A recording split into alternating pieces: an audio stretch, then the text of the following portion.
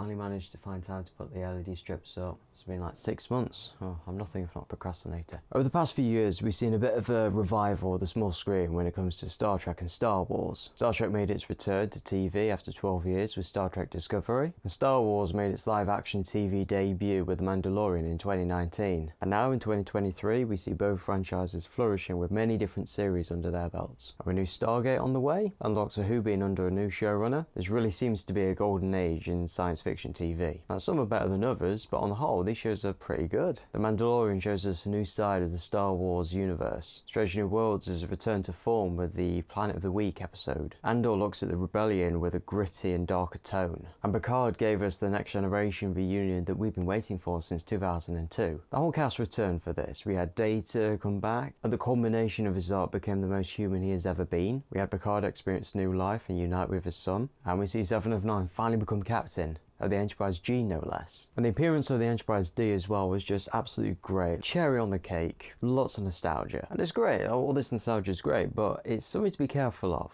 Like with everything, too much can be a bad thing, like everything in moderation. Like with Star Trek Picard, you've got Picard in the title. Like you know you're going to get Picard. It's for fans of Legacy Trek. So of course you're going to have nostalgia and member berries. With the scene with the Fleet Museum, I was gushing like everyone else. There's the Enterprise A, there's the Defiant, there's Voyager. But Picard is just one of the 5 series that have currently aired under the new era of Trek. And all of them seem to have a heavy link to a previous series. Strange New Worlds goes back to the original series Enterprise with legacy characters like Pike, Chapel, Spock, Uhura. And Discovery set before the original series with Michael being Spock's adopted sister. Let's admit it, Lower Decks was just a love letter to the Next Generation anyway, so that the whole thing's just a reference. Prodigy, I think, is the most different out of all the new Trek series. And because it's so different, I think that's why it establishes its own identity the fastest, if not the best. It's set in a completely different part of the galaxy, almost entirely a new cast, and the only legacy character to appear on the regular in this series is hologram Janeway. Not the real Janeway, but essentially a new character bearing her form. Yes, we see real Janeway and Chakotay as nice little grabs for legacy Trek fans. But it doesn't lead with that. We have to wait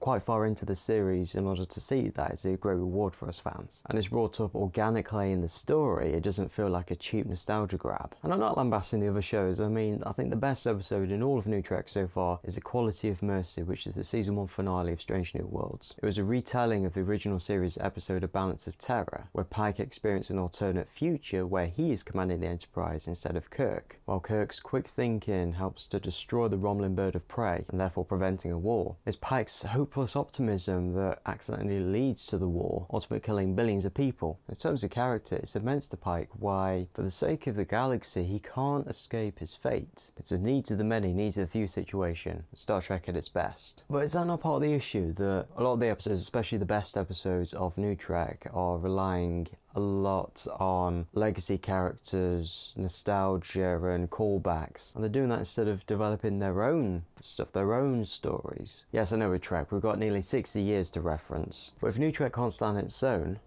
will it have a future? Now let's look at the other side of the album with Star Wars. Are they guilty of similar things? If we look at Obi-Wan Kenobi, Book of Boba Fett and Ahsoka, we might say yes. These explicitly follow legacy characters and tell stories involving them, but they aren't the only Star Wars stories. I mean, say look at Obi-Wan Kenobi, that had a mixture of both prequel trilogy and original trilogy elements, and as a nostalgia trip it was very satisfying. But if I'm honest, looking at the other series, I think Star Wars comes out on top. Look at The Mandalorian. Like, yeah, you got the iconography of The Mandalorian, which you might think Boba Fett. You've got Grogu, which looks like Yoda, has Baby Yoda, but it's not Boba Fett and it's not Yoda. These are completely new characters and we're following their adventures. In fact, to start with, Mando was very ignorant of the Jedi, and we didn't see the appearance of legacy characters until later on in the series. It established its own identity before it started drawing on the rich lore of the Star Wars universe. To be honest, I think the series addressed the criticism I had with the Star Wars films as a whole, that the main film sort of focused on the same people, their descendants, and only like a couple of families, and the whole thing just felt so small. Like, come on, you've got a whole galaxy to play with, like, show us more of that. And that's exactly what The Mandalorian did. And then we look at Andor. As different as The Mandalorian is, it still had the Star Wars feel. I can't necessarily say the same for Andor though. It's a gritty spy thriller-esque sort of thing, which is more divorced from previous Star Wars elements than The Mandalorian definitely is. But when I say that, I'm not saying it's a bad thing. No, not at all. In fact, to the contrary, I think it's a good thing. That I'm glad that Star Wars is branching off and doing these new things where it could have not worked, but it has worked. It's a risk that has paid off. It's breathing new life into the franchise, which is sorely needed, I feel. I think Star Trek should be taking notes from Star Wars. I get it. A lot of series are proposed to all the big wigs and the bean counters, but they're the ones that ultimately have to greenlight a series, and they're more likely to greenlight something that has a lot of the nostalgia and the member berries and the callbacks in order to hook the original fans in and ultimately pad the bottom line. Like, I can't blame them. I just think it's a shame that that leads to the stifling of creativity to a point. But honestly, I can't fault the writers. Like, despite having their hands tied, I feel they're all doing a pretty good job. All in all, I think we're in safe hands. I think the new series of Star Wars and Star Trek are, well, quite satisfying, and can't wait to see what's next. And if you haven't signed that Star Trek Legacy petition, I recommend you do so. Thank you very much for watching. Comment below what you think, and I shall see you later.